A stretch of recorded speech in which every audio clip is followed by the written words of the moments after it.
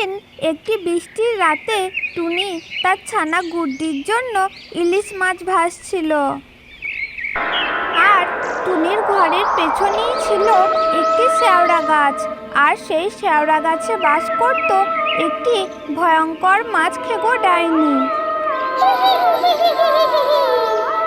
আরে এই বৃষ্টির দিনে কোথা থেকে মাছ ভাজার গন্ধ আসছে? এটা তো দেখছি টুনির বাড়ি থেকেই গন্ধটা আসছে। যাক, এই বৃষ্টির দিনে ভালো করে মাছ ভাজা খাওয়া যাবে। এই বলে সেই ডাইনিটি টুনি পাখির ঘরের মধ্যে চলে গেল আর টুনি পাখিকে বলতে লাগলো, বাহ বাহ, কি সুন্দর গন্ধ বেরিয়েছে।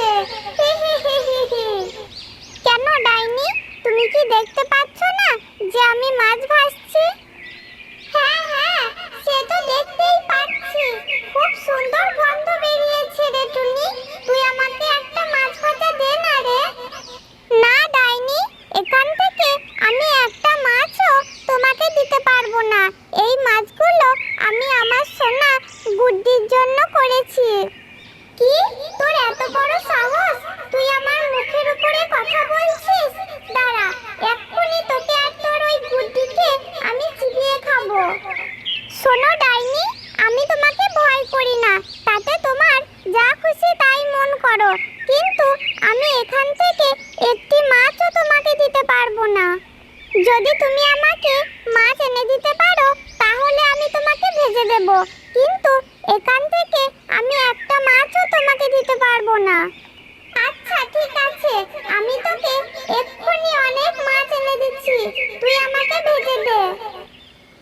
এরপর ডাইনি তার পুকুরে যায় এবং পুকুর থেকে এক ঝুড়ি মাছ এনে টুনি পাখিকে দেয়। এই নে টুনি, দেখ আমি কত মাছ এনেছি। এবার এই মাছগুলো আমাকে ভেজে দে দেখি। বাহ বাহ, কত সুন্দর মাছ ভাজা, দারুণ হয়েছে রে টুনি। তোর হাতের মাছ ভাজা খুব টেস্টি খেতে। একদিন বনের সমস্ত পাখিরা ঠিক করে যে তাদের জঙ্গলে একটি নতুন রাজা নির্বাচন করবে, কারণ সেই জঙ্গলের রাজা ঈগল খুবই অহংকার ছিল আর সে সব সময় নিজেকে নিয়েই ব্যস্ত থাকত।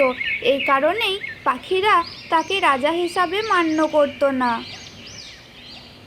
একদিন বনের সকল পাখিরা সেখানে উপস্থিত হলো রাজা নির্বাচন করার জন্য, কিন্তু সেখানে কাকের দলের একটি কাকও সেখানে উপস্থিত হলো না। তাই বনের পাখিরা কাকেদের জন্য কিছুক্ষণ অপেক্ষা করে, কিন্তু তারপরও যখন কাকের দল সেখানে উপস্থিত হয় না, তাই বনের পাখিরা সকলে পেঁচাকে রাজা হিসাবেই নির্বাচন করে। ঠিক সেই সময় সেখানে একটি কাক এসে উপস্থিত হয়, আর কাক তাদের রায় শুনে বলে ওঠে, না, কখনোই না। আমরা এই পেঁচাকে কখনোই রাজা হিসাবে মেনে নেব না, কারণ পেঁচা শুধু রাত্রেবেলা দেখতে পায়, সে তো দিনের বেলায় দেখতে পায় না, তাই দিনের বেলায় কোনো কাজই সে সম্পূর্ণ করতে পারবে না, তাই আমরা তাকে কখনোই রাজা হিসাবে মান্য করব না।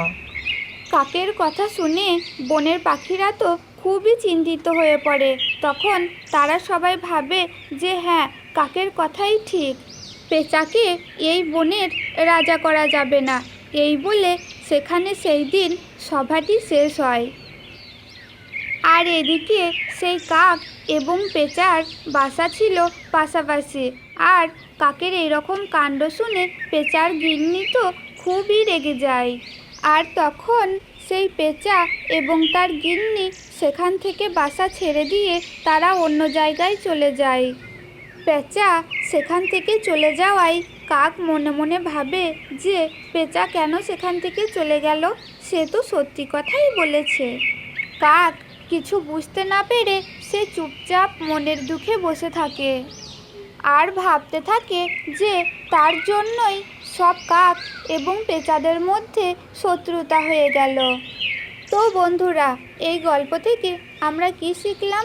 যে সব সময় সত্যি কথা বলতে নেই, কখনো কখনো চুপও থাকতে হয়।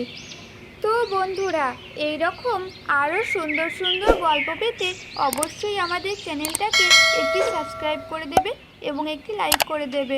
ধন্যবাদ সকলকে।